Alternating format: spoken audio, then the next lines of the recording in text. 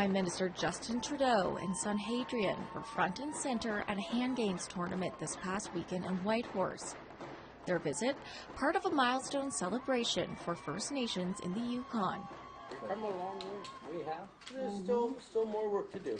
And one that wouldn't be complete without meeting the people at the very heart of a legacy that's now spanned 5 decades.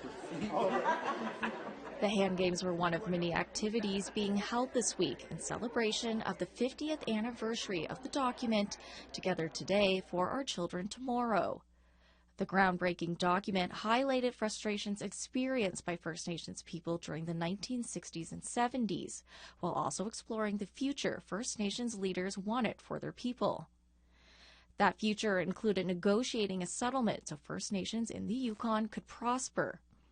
But what this anniversary shows here for First Nations in Yukon is that we can get there, and not just here, but everywhere.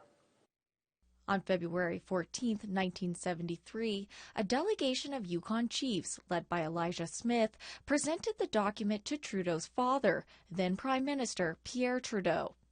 The chiefs were able to convince the federal government to begin a negotiation process that would lead to modern-day treaties. It was wonderful and important for me to be able to come here to the Yukon tonight, and somewhat fitting, because 50 years ago, you came to visit my father in Ottawa. Together Today laid the groundwork for modern land claims negotiations in the Yukon and Canada. Today, 11 of 14 First Nations in the territory have settled land claims and are self-governing. Council of Yukon First Nations Chief Peter Johnston says Together Today's vision for a better tomorrow is being felt today.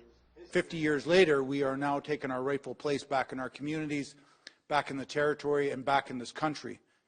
We must continue our work so that the next generation and the generation after that and the one after that can continue to heal and understand that everyone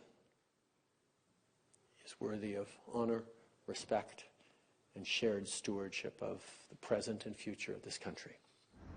The week-long celebration includes activities like an archival collection, a First Nations trade show, and an artist market.